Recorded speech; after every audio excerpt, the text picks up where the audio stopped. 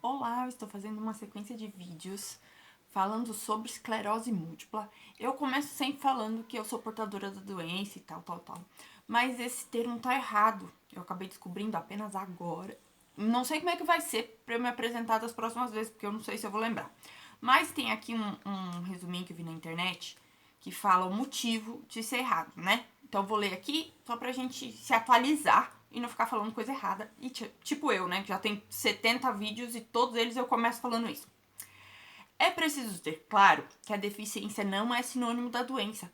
Por isso, o termo portador acaba sendo inadequado.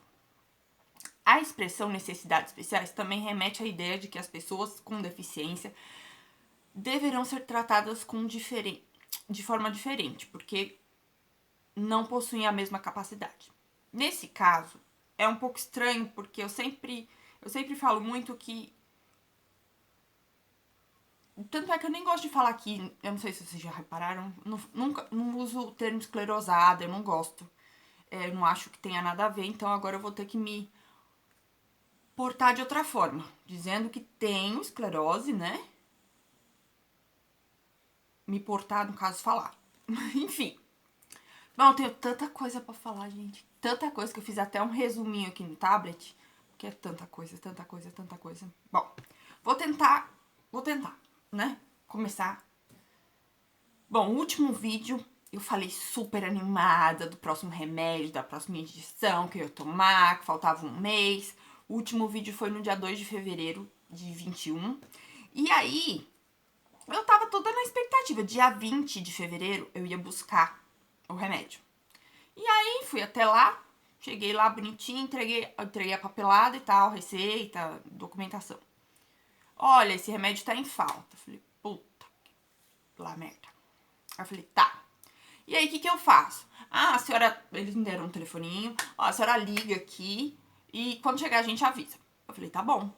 Eu falei, costuma demorar? Aí eles falaram, não sei. Quem tá fazendo a compra agora é a Secretaria da Saúde, não é mais o posto onde pega. Eu falei, então tá. Aí, todos os dias, a partir daquele remédio, daquele remédio, a partir daquele dia eu liguei todos os dias eu ligava. E aí, remédio chegou ou não? E aí, remédio chegou ou não? E aí, o remédio chegou ou não? E aí, teve um dia que eu perguntei assim, moço, eu sinceramente não sei o que fazer. O que é que eu posso fazer para receber o remédio, uma vez que eu tenho uma ordem judicial que diz que eu tenho direito a esse remédio e também tenho ali, a partir do momento que eu recebi o remédio, eu tenho um aval, talvez seja essa palavra, da Secretaria da Saúde falando, olha, ela precisa mesmo tomar. Eu reconheço isso e por isso eu vou fornecer um remédio tão caro para ela. Aí, tipo, fiquei meio assim, tipo, o que eu faço, né? E aí, era pra tomar dia 4, tava marcado, marquei. Na última eu já tinha marcado a próxima, né? Marquei pro dia 4 de março. E aí fiquei nessa preocupação de receber. Então, dia 4 de março já estaria atrasado, estaria 6 meses, né? Eles entregam um pouquinho antes. E aí eu fiquei desesperada depois dali, fiquei pensando, putz, e agora? Será que vai demorar? Será que. Eu fiquei muito na dúvida, porque eu entrei, acho que vocês já sabem, eu entrei através de serviço público, né? Eu fui lá na defensoria e falei que eu gostaria de ter o remédio, que eu não tenho condição de pagar um advogado, e enfim. Então, eu falei assim, pandemia, segunda onda, tá todo mundo voltando. Quem tinha voltado agora tá voltando a trabalhar de home office. Como é que será que vai ser o atendimento na defensoria? Entrei na internet, procurei tudo da defensoria, telefone e tal, pra ligar, pra me informar. Nada, não achei nada, não achei nada. Comentando com a minha psicóloga, eu falei, ai, eu tô tão preocupada porque o remédio tá atrasado, eu não sei o que fazer, nananana. Ela falou assim, ai, tem um conhecido meu que entrou deixa eu ver aqui, na ouvidoria e escreveu lá, explicou o motivo, conversou através de um e-mail e mandou pra ouvidoria da Secretaria da Saúde. Eu falei, boa ideia. Aí ela ainda falou pra mim que essa pessoa teve a resposta em 24 horas. Eu falei, que maravilha, por que eu não pensei nisso antes? Cheguei, mandei um belo de um e-mail, né? Explicando tudo, explicando quanto que eu tomei, tudo, explicando. Passa um dia, nada. Falei, são 24 horas, 48 horas talvez. Nada. Uma semana depois eu recebi um número de protocolo, que seria como se fosse uma resposta de aguarde, sabe? E eu falei, caraca, meu. Mas como tá em pandemia, eu também não vou ser. Eu escrevi isso no e-mail da procuradoria. Eu não sou idiota de pensar, de verdade, quando veio aí a segunda onda, foi bem nesse período, terceira, sei lá, que a Secretaria de Saúde tem um aparato para cuidar do Covid, para cuidar das UTIs e para cuidar dos remédios. Seria o correto? Seria, mas eu consigo entender que o Brasil, ele tem muita demanda e às vezes não tem tantas pessoas disponíveis ali para trabalhar nessa questão. Bom, mas eu fiquei feliz de ter recebido a resposta e lá dizia que eu tinha que esperar outra resposta. Tá, aí recebi um e-mail, recebi outro, já estava em desespero. Muito triste eu tava, muito triste. Tô tentando ler aqui. Fiquei muito triste, tá escrito aqui.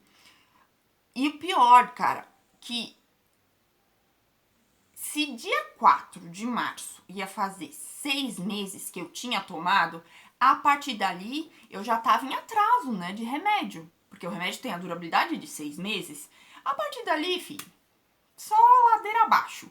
Era dor de cabeça, era cansaço, eu ficava ofegante, sem fazer nada. Tô aqui conversando, ficava pera um pouquinho.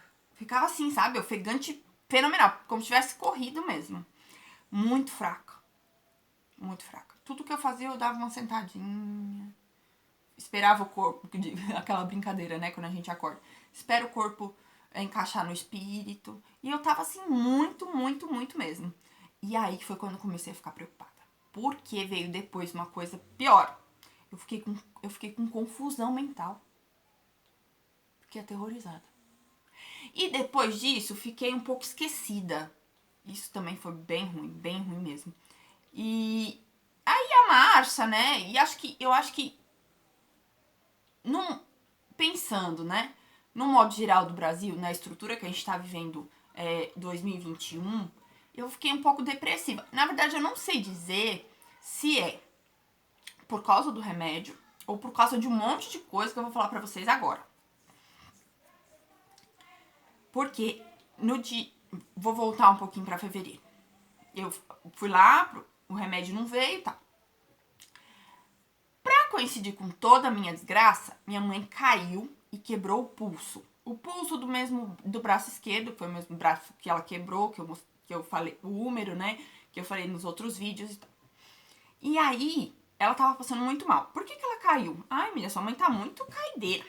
Ela caiu porque ela tava tendo vertigem, ela não tava se alimentando muito bem, tava muito enjoada, tava vomitando, teve uma vertigem. Aí quebrou o pulso, levamos pro hospital, emergência e tal. Quando chegou lá, ela engessou o pulso, realmente quebrou, precisou colocar gesso. Só que ela reclamou de muita dor na barriga. Muita dor na barriga, muita dor na barriga.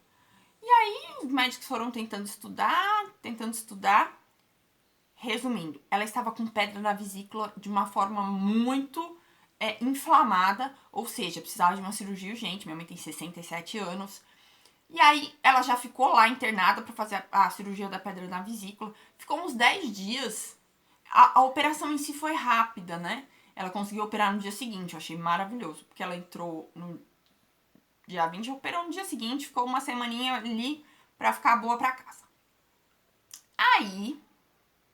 E aí tudo isso gerando, né? Covid, voltou a onda, a gente no hospital o tempo todo, porque ela ficou internada. E ela tem direito ao acompanhante. E quem é a acompanhante dela? Eu. Né? Eu. Filha dela, única filha. Ela, minha mãe, né? Só eu e ela. Aí eu fui ficar acompanhando. Ficou bem corrido o meu tempo, assim, né? Eu não sabia se eu tava tendo crise de cansaço, de estresse ou de depressão por causa da minha mãe, por causa da falta do remédio ou por causa do Covid no Brasil. Realmente fiquei muito confusa nessa questão. Tá. Passado isso, eu falei assim, aí quando ela voltou pra casa, eu continuei dando assessoria pra ela, né? Fazia comidinha, bonitinha, meio fraquinha. Porque não podia mais comer tudo que ela comia antes, essas coisas. E uma coisa que eu aprendi, quando você faz, olha, prestem atenção, eu descobri depois. Quando você faz, tirou pedra na vesícula, tava com pedra na vesícula, tirou pedra na vesícula. Vem um potinho assim com as pedrinhas e tudo. Não é possível tirar apenas a pedra da vesícula. É retirada toda a vesícula junto com as pedras. Eu imaginava que eles faziam o quê? Davam uma lavadinha ali na vesícula, tirava as pedras, jogava fora e botava a vesícula de volta. Não, tá errado. Eles retiram toda a vesícula. Tem um nome aí que eu não sei o nome dessa operação que é a retirada da vesícula. Que eles chamam, né? Enfim. Bom, aí vamos lá. Passado isso, eu falei assim, eu preciso focar no meu remédio. Porque eu tava fazendo hidroterapia, né? Aí parou também a hidroterapia por causa do Covid. Porque muita gente lá, obviamente, é um lugar onde tem muitas pessoas com deficiência, né? Então, são pessoas mais suscetíveis a pegar o Covid. Então, ia ficar um pouco perigoso, né? Todo mundo já ia de máscara. Pra nadar não precisava usar máscara. Começou a ser necessário usar máscara. E pra nadar de máscara, ficou aquela coisa. E aí, houve aquela paralisação do Dória aqui em São Paulo, que ele parou uma semana. Parou mesmo. Nada podia abrir, academia, essas coisas. Só que aí depois ele fez uma nova solicitação, e aí eles pediram para apenas quem tivesse muita necessidade de fazer a terapia fosse. Como eu já tava toda enrolada com a minha mãe, e eu tava, como eu disse, né, todos esses sintomas que eu acabei falando, isso prejudicava muito eu a nadar. Imagina, a pessoa sem fôlego, sem fazer nada. Imagina nadando. Não ia dar certo. A pessoa tá fraca, sem fazer nada. Imagina nadando. A pessoa tá com a marcha lenta, tá meio triste, tá com dor de cabeça, não dava. Aí eu achei bom essa paralisação. Tem que confessar. Achei bom, fiquei, pensando que ia voltar. E que quando voltasse, eu já teria tomado o remédio, já estaria bom. Eu pensei que ia ser tudo assim. Doce ilusão. Tá. Aí, o que eu fiz? Eu falei, eu preciso agora focar em conseguir o meu remédio. Vou mandar outro e-mail pra Secretaria da Saúde, pra ouvidoria. O que eu faço? E aí, eu não precisava mandar. Uma vez por semana, eles me respondiam esse e-mail que eu abri na ouvidoria com o mesmo número de protocolo. Ou seja, a gente sabe que você quer, mas a gente não tem agora. Meio que isso, sabe? E eu fiquei bem preocupada. Eu falei, gente, será que eu tenho que entrar na justiça de novo?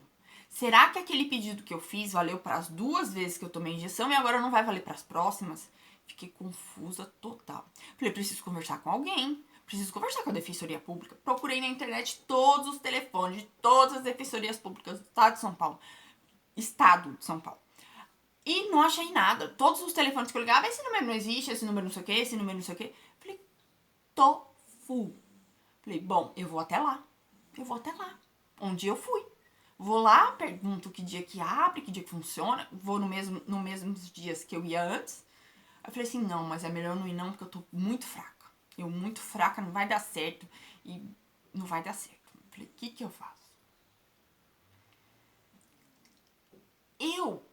A primeira vez que eu entrei com o pedido na justiça, eu peguei o contato da moça que cuidou do processo, né?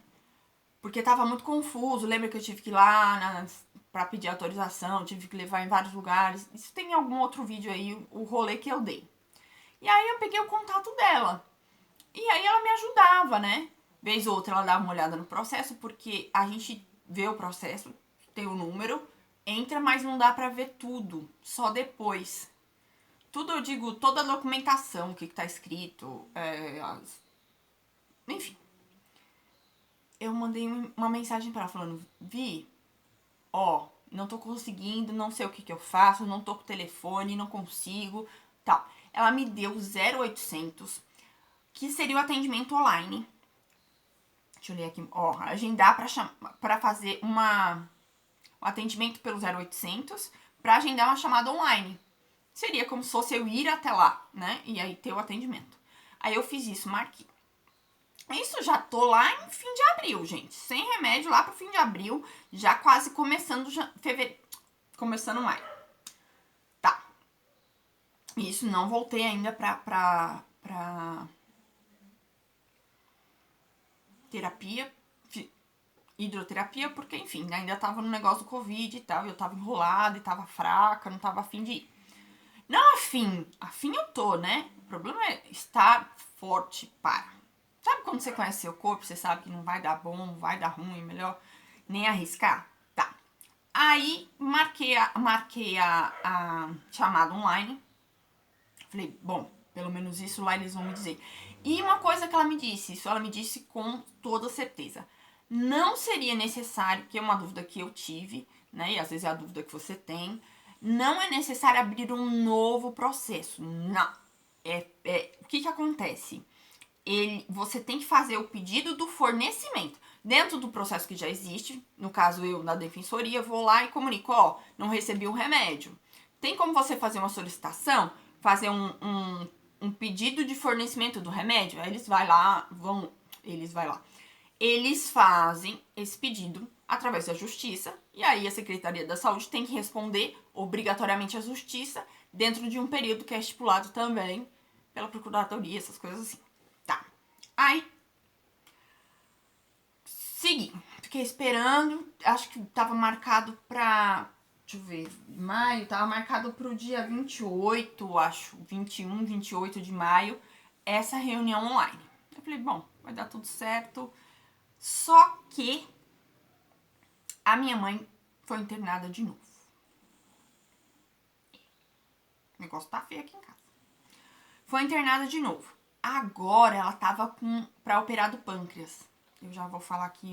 Mano, é um rolê tão grande, gente. É um rolê tão grande.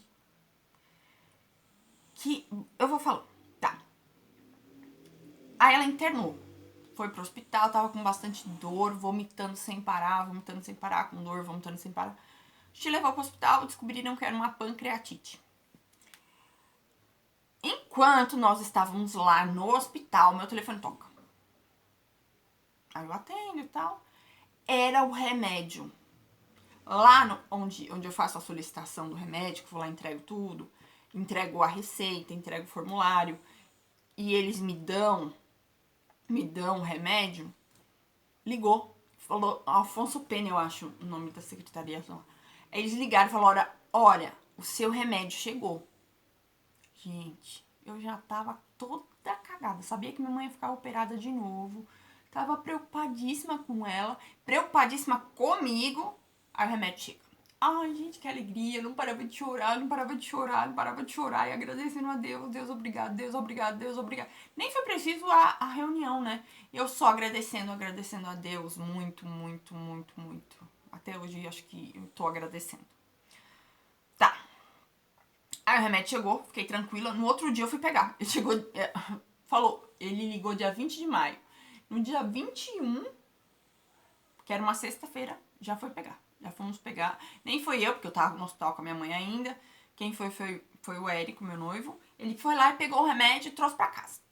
Com o remédio aqui em casa, eu falei, bom, agora é só eu ligar e marcar pra tomar o remédio. Ligar no laboratório, afinal, tinha um agendamento lá atrás, mas não tinha um remédio, então, obviamente, cancelei o agendamento, com a expectativa de agendar futuramente o quanto mais rápido possível. Nessa que eu fui lá, tá? Acompanhando minha mãe. Minha mãe ficou internada, operou, ficou internada.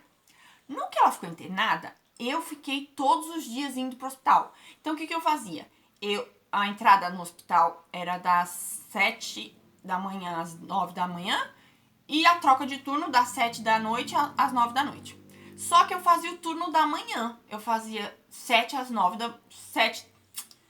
das 7 da manhã até às 7 da noite. Eu fazia esse turno. Aí vinha pra casa, dormia, trocava de toalha, trazia roupa suja, enfim. Fiquei nessa com a minha mãe por 23 dias. Minha mãe ficou internada 23 dias. Gente, olha, eu não fiz vídeo antes porque eu achei que minha mãe ia morrer. Sério, sem brincadeira. Sem brincadeira, gente. Meu chão desapareceu. Gente, minha vida é eu e a minha mãe, né? desde sempre, assim. Sempre fui eu e minha mãe. E foi uma parada muito louca. Muito, muito, muito louca. Ainda continua essa parada louca. Pera aí que eu vou terminar aqui. Ela teve alta 23 dias depois. Ela teve alta um dia antes do Dia dos Namorados. Dia 11 de junho. Eu me lembro sempre porque dia 12 é Dia dos Namorados, dia do aniversário da minha filha. E aí, eu falei assim, agora... E ela ficou, você tem que faltar um dia aqui, você tem que ir tomar seu remédio, só me azucrinando as ideias. Eu tinha marcado pra terça anterior, mas aí que eu consegui alguém pra ficar lá, consegui agir pra ficar lá, mas eles não tinham lá no laboratório, onde aplica, não tinha esse dia disponível, só tinha na outra terça. Aí eu marquei pra outra terça, que foi no dia 15 de junho. Então eu tomei o meu remédio 15 de junho, sendo que era pra eu ter tomado ele dia 5 de março. Então vamos contar comigo, ó. 5 de março a 5 de abril, 1 mês. 5 de abril a 5 de maio, 2. 5 de maio a 5 de junho, 3. Então, ele estava em atraso 3 meses, né? 3 meses, porque o certo seria eu tomar dia 5 de junho. Não consegui, tomei no dia 15. Então, fiquei sem remédio em atraso 3 meses. Só que eu só tomo ele de 6 em 6. Então, o intervalo entre o último e o atual foram de 9 meses.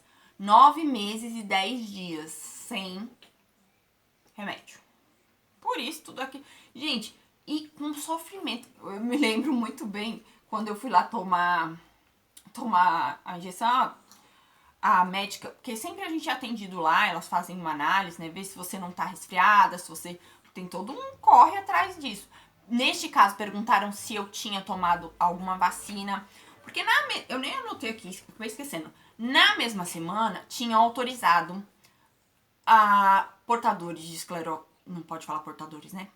Pessoas com essa doença crônica poderiam tomar a vacina do Covid. Você ia lá, mostrava a documentação, que você é portador, e não pode falar portador, que você tem esclerose múltipla, e aí você se vacina. Só que eu não consegui vacinar. Por que eu não consegui vacinar? Tava com a minha mãe no hospital, né? Até mandei mensagem pra gente do posto de saúde que cuida daqui. Mandei mensagem, ela falou que eu podia ir. Falou os horários que eu podia ir. Mas como era no período da manhã, eu tava com a minha mãe, não podia ir. Tá. Feito isto, feito toda essa solicitação, fui tomar o remédio, tomei e tal. Lá eles perguntam... voltei ao que eu tava falando. Lá, eles perguntaram se eu tinha tomado, eu disse que não tinha ainda, que tava toda... Aí contei, né, da minha mãe, que tava toda atrapalhada, que até queria ter tomado antes, mas não consegui, porque não tive tempo, porque o remédio chegou antes. Porque o remédio chegou realmente, né, no dia 21 de maio, mas eu só tomei em junho e tal. Aí, ela falou assim, foi muito bom você não ter tomado. Eu falei, foi? Aí ela pegou e falou assim, sim, porque é bom você falar com o seu médico, pra ele te dizer, ó, prestem atenção nessa fala. É importante o seu médico dizer qual é a vacina que é compatível tecnologicamente com o ocrelizumab. Tecnologicamente para a vacina? Eu já imaginei um computador, outro computador tecnológico, né, uma coisa tecnológica, mas não. São tecnologias das vacinas, tanto do ocrelizumab, que é feito estudos, análise, e do Covid também, análise, estudos, para chegar na vacina. Então, ela deu essa dica, que eu teria que falar com o meu médico qual vacina tomar. Só que ainda não tinha começado aquele negócio de escolhas de vacina, ainda não tinha começado isso. Então, eu nem fiquei assustada no primeiro momento. Falei, vou marcar consulta, mas obviamente que a minha preferência era tomar um remédio, o ocrelizumab, né, com toda certeza. Já tava em atraso, já tava com a vida toda estrupiada de hospital, enfim.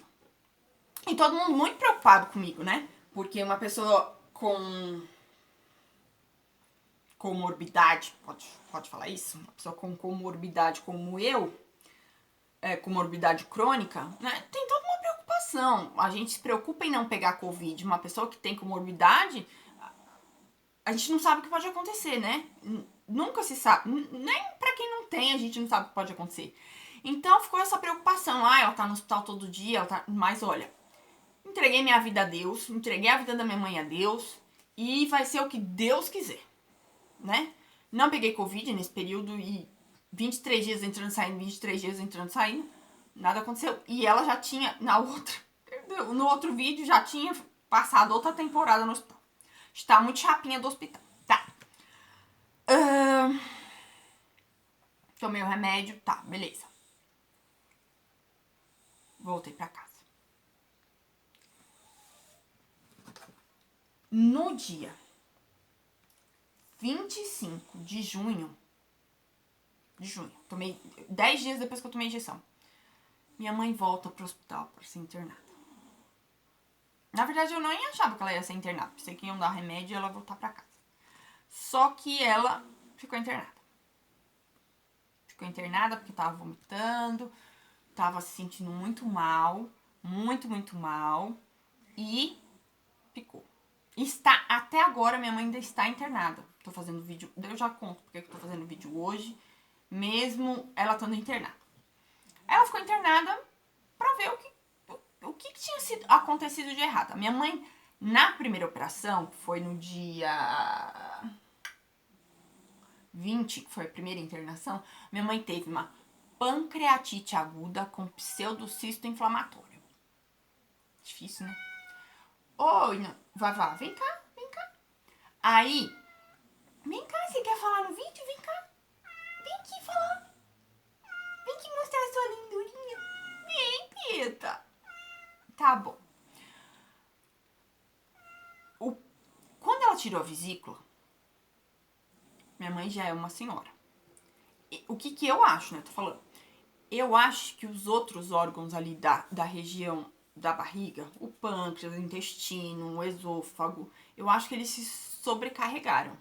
Por isso ela teve essa pancreatite.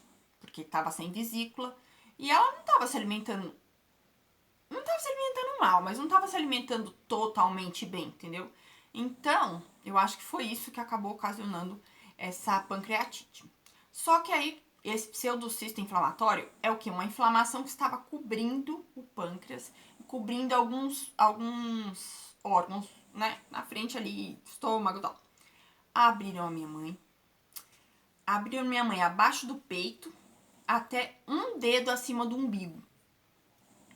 Abriram e vamos colocar que esse cisto era a inflamação. Vamos colocar que a inflamação é pus. Imagina uma espinha, aí você espreme aquele negocinho branco, né?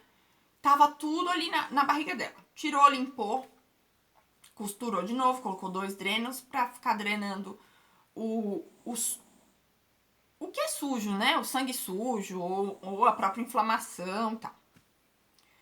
Ela voltou pra casa até comendo, porém não tava se alimentando muito bem, aí voltou pro hospital agora de novo.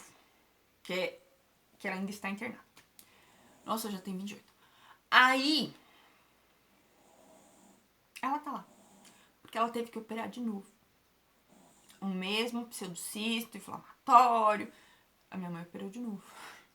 Tadinha, gente. Da primeira vez foi bem mais perigoso. Aí você pergunta assim, por que foi mais perigoso se foi a mesma cirurgia? Porque na primeira cirurgia, ela estava com toda a inflamação no corpo, né? Bem maior. E ela tava vindo fazia exatamente 3 meses. 3 meses que ela tinha tirado a vesícula. Então, o corpo ainda não tinha se recuperado totalmente. Ela tava com xixi laranja, não era nem amarelo. Ela teve aquele amarelidão também. Então, assim, ela tava toda ruim. E nessa segunda vez que ela tava internada, ela ficou internada, eles ficaram dando antibiótico. Teve que operar porque os antibióticos não estavam respondendo, porém, o sangue dela, o xixi dela, tava tudo certinho, tava tudo sendo tratado. E por isso que foi menos perigosa. Mas não significa que não foi menos preocupante, porque foi exatamente igual. Só que dessa vez eles não drenaram pra fora, pra sujeira sair. Eles drenaram pra dentro do intestino. Pra dentro do intestino. E dessa vez eu conversei com a doutora depois que ela saiu da operação. E a doutora disse que em vez de estar espalhado, o cisto, ele estava coeso e empurrando o intestino. Então ele foi jogado pra dentro do intestino, uma coisa assim. E ela tá lá, até hoje. Hoje já fazem 24 dias que ela tá lá. Ela ainda vai ficar mais um pouco, porque não tá tendo vaga, né, pro andar. Porque assim, ela agora tá na UTI, mas é UTI de retaguarda, né? A gente se assusta muito quando ouve essa palavra UTI. É assustador e não é. É assustador porque é UTI e não é assustador porque ela já teve alta da UTI. Porém, não tem vaga no quarto. Então, ela tem que ficar sendo cuidada na UTI, porque não pode se infectar, né? Tem que ser num lugar separado, não pode estar ali no PS junto de todo mundo. Tem que ser ou num quarto, que é um espaço separado, ou então dentro da UTI, que é um ambiente completamente esterilizado, é um ambiente completamente higienizado, literalmente.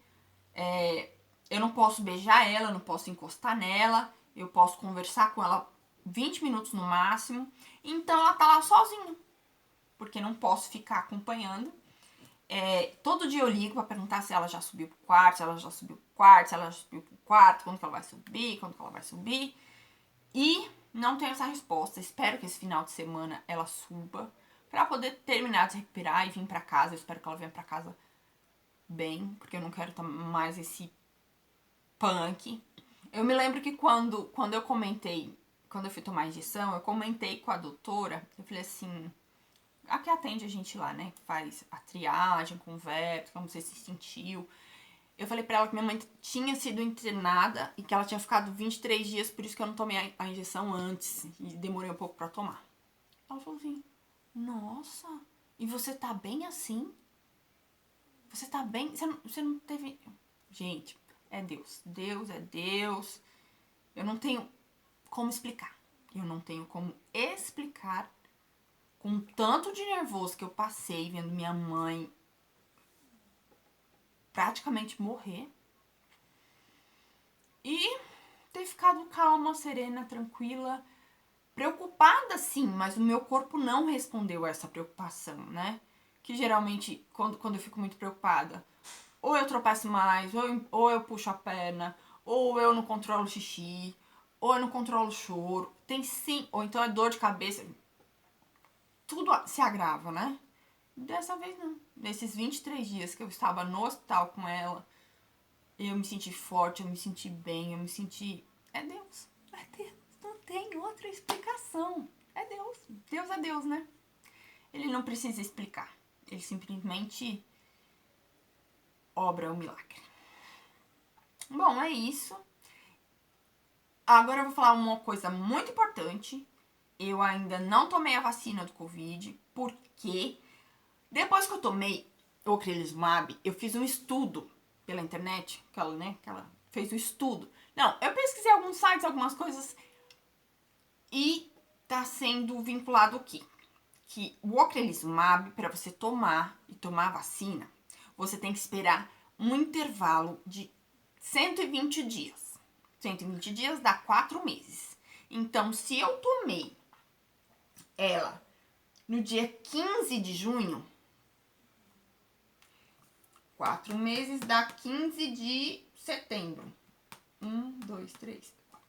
15 de setembro ou 15 de outubro, não sei exatamente. Porém, já está marcado para eu tomar, se não atrasar, né? A minha próxima infusão, que é dia 15 de dezembro. 6 meses depois. 15 de junho, 15 de dezembro. Se eu tomar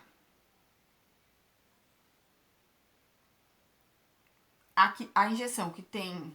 Eu esqueci o nome agora, gente. Esqueci. Que tem um intervalo entre uma e outra de 3 meses, então eu não vou poder tomar. Então, o que eu tenho que ver com o meu médico? Porque eu preciso ir lá, né? Preciso ver com ele qual que eu posso tomar. Eu sim vou ter que escolher, infelizmente. Porque tem que ser a que tá dentro ou que é compatível com a tecnologia do ocrelizumab. Pode ser também que ele diga, Emília, você não vai tomar nenhuma, porque nenhuma é compatível, pode acontecer, né? Eu imagino que talvez eu consiga tomar ou a Coronavac, que é um intervalo de 2 semanas entre uma e outra, ou a Janssen, né, que é a dose única. Mas eu também não sei qual é o prazo dessa. Eu sei que a da Pfizer, o intervalo é 120 dias. Eu não sei o intervalo da Janssen ou da Coronavac. Então eu vou ter que escolher. Ou então eu não vou tomar. Eu que levantei a bandeira, que levanto a bandeira do SUS o tempo todo. Eu me lembro de ter falado pra minha mãe. Eu falei, mãe, eu vou tomar essa vacina, mas nem que eu não posso, eu vou tomar.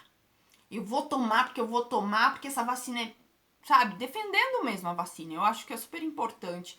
Gente, é super importante, de verdade. E, sinceramente, acho que não tem nada que eu senti, nada que eu passei com esclerose de sintomas de remédio, que eu já... A história é longa, né? Já são vários vídeos. Já tomei 5 famílias de remédio, tive reações de todos eles, como eu sempre falo aqui, que esse que tá sendo bom, que não tô tendo tanta reação. Então, assim, é pra sarar, é pra melhorar, é pra ajudar. Se não fosse, nós não estaríamos tomando. Então, eu super incentivo de coração. Posto nas minhas redes sociais. Quando eu fiquei sabendo que tinham liberado pra esclerose múltipla, eu fui a primeira a postar. Teve gente que fez porque eu postei. Ah, Emília, eu não sabia, mas achei legal. Fui procurar saber e realmente tomei. Pessoas que estão tomando outros remédios que não seja o ocrelizumab,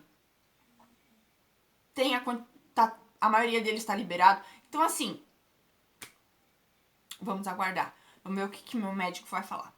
Pode ser que ele diga que eu não vou poder tomar. E aí eu vou ser muito consciente e não vou tomar, porque literalmente eu não quero ser, talvez, ingrata, não sei que palavra que usar nesse momento. Eu dou preferência. Bom, é isso. Eu dou preferência ao ocrelizumab porque ele me ajuda muito, como a gente tem visto nos outros vídeos. Nossa, só desse mês que eu tomei, já fez um mês agora, tô muito melhor. Muito melhor. Ainda não tô andando como é a expectativa, né? Que é andar com uma marcha legal. Ainda não, acho que talvez por causa desse monte de pensamento com mãe, hospital e vida social e tudo. E confusões mentais, essas coisas. Enfim, é isso, eu falo demais. Tomem a vacina se vocês tiverem a possibilidade de tomar, eu acho que é super válida. Inclusive agora vai chegar a minha idade, eu tenho 34 anos, eu já poderia tomar sem documentação, né? Mas nesse primeiro momento eu vou marcar com o médico pra ele dizer qual que eu tomo e se eu tomo, tá bom? Um beijo, fiquem bem, fiquem com Deus. Eu vou voltar pra falar se eu tomei, se eu não tomei, assim que eu falar com o médico, tá bom? Um beijo, fui, tchau. Tamo junto e misturado, né? Agora cada vez mais junto, cada vez mais misturado e misturados e vacinados.